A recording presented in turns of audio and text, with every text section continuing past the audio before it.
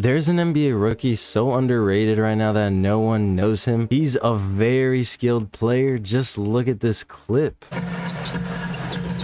Porter once again strides into the forecourt, spins around Burke, steals off to an open Niang. He knocks it down. The man's name is Craig Porter, and he's a lot better than any Cavs fans thought he'd be. I want to be one of the first people to bring attention to him because he's earned the rights to be known by many NBA fans. Porter came out of Wichita State, where he played 3 seasons and averaged 13, 6, and 5 his senior year. After that, he declared for the NBA draft and went undrafted, which was such a big mistake that the other teams made, because let's just say the Cavs ended up pulling off a complete GTA 5 style heist and stealing him right from the heavens. The Cavs did scout him for a while and offered him that two-way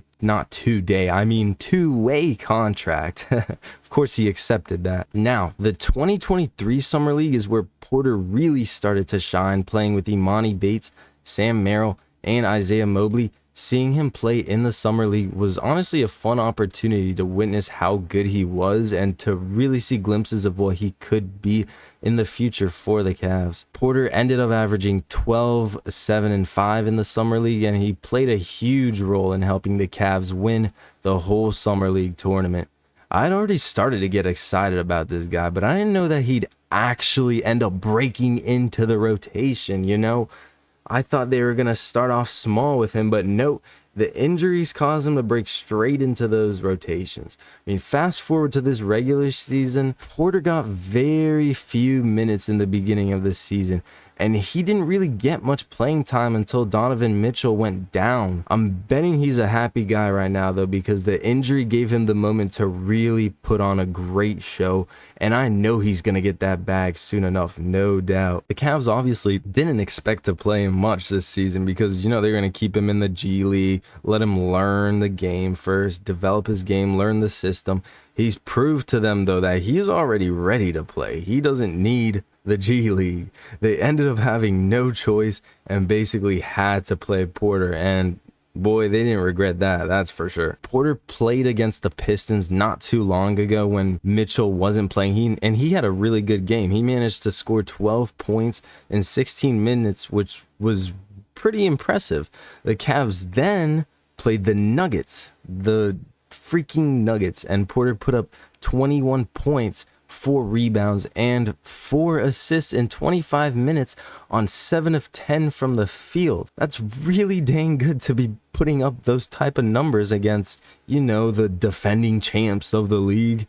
Him and Garland put Jokic and the Nuggets to sleep, and he really just showed off his supreme razzle-dazzle skills in this game, just dicing up the whole team into fun size bits. Only 2 days later, and he had a great performance against another top team, the 76ers, putting up 12 points, 3 rebounds, and 9 assists. His play so far from just a few games really has placed him into the Rookie of the Year ladder, rightfully so though, and he's averaging 8 points, 2 rebounds, 3 assists on 15 minutes a game with a super efficient 60% true shooting percentage. That's really good for a guard, keep in mind. From watching his recent games, I can tell that Porter isn't the average silly rookie. His IQ on the court is really beyond his peers, and he's only 6'1", but plays so much bigger than that. And he kind of reminds me of how Tony Parker played a little bit, I guess. I kind of still have to look into who he really plays as, but Tony Parker comes up in my mind for sure. You can see though how he completely bodies Embiid in this play,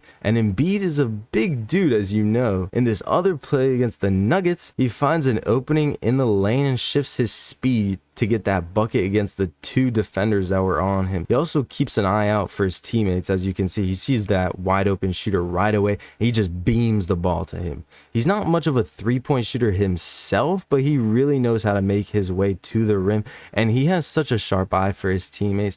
This dude likes to share, and he's not selfish. He's a really splendid young player, and he's going to be valuable for the Cavs in the future. I will say he's not really a good 3-point shooter, you know. I didn't really see him take any threes at all, and he's undersized, which doesn't help too much. Nonetheless though, I could see him thriving as a bench plug for them since they have Mitchell and Garland already. But if Mitchell ends up disliking the weather in Cleveland and he just bolts on out of there, I think Porter could snatch that starting spot. Huge props to the Cavaliers for scouting great talent and building their team with some high quality pieces. They've really been taking dubs recently, and I think their front office is really underrated, and they need some more recognition for sure. They've really impressed me these past few years. Anyway, he's got a really bright future ahead of him, and Cavs fans are lucky to have him. That's all I have to say. Now that I've enlightened you, you have a moral obligation to become a Craig Porter fan.